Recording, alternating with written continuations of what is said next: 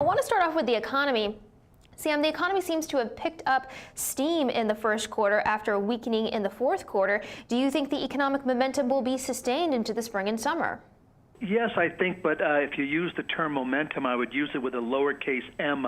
We're still calling it a low-flying recovery that has been able to improve on its altitude, but we still think that it's going to be a below-par improvement, maybe showing between 2.7 and 3% growth for all of 2013.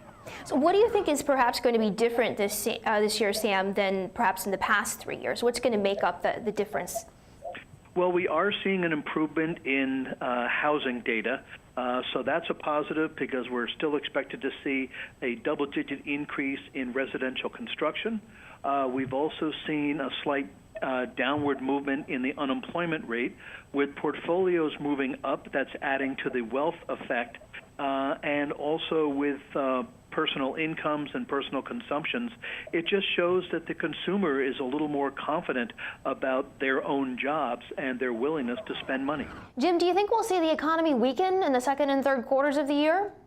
That's my guess, Jennifer, for a couple of reasons. Primarily, it's the cumulative effect of the tax increases that happened in early January.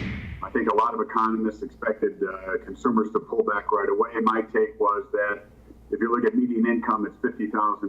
The 2% Social Security tax is about $1,000 a year, $20 a week. And I don't think most consumers are going to immediately decide we have to, cut back on spending. We're not going out to dinner. We're not going to the movies. But I think the cumulative impact of having less net pay will begin to wear on consumers.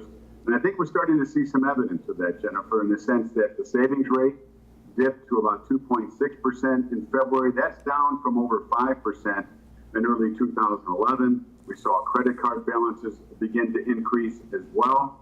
So I think it's the cumulative impact from the tax increase, plus the sequester is going to take time to ripple through the economy. I understand what you're saying about the consumer, Jim, but I wonder, given the improvement in housing that we've seen, does that help offset some of that? And also, if you look at the GDP pie as a whole, perhaps, yes, the consumer will be weighed down, but does the business side of the equation actually pick up the baton, right? We've seen an increase in CapEx spending in Q4 on a rolling 3-month average that has been up every month since October.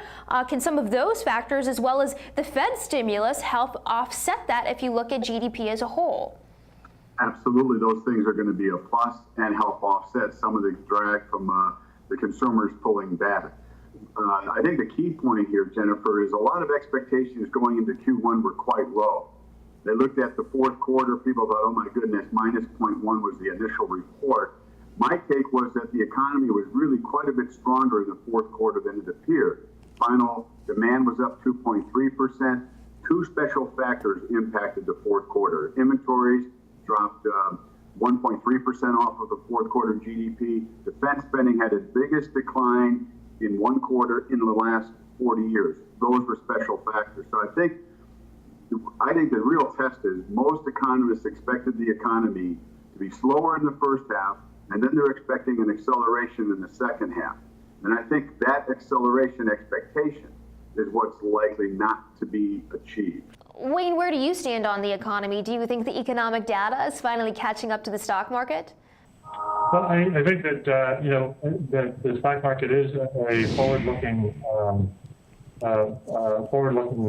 market, and it is reflecting signs of economic improvement within the U.S.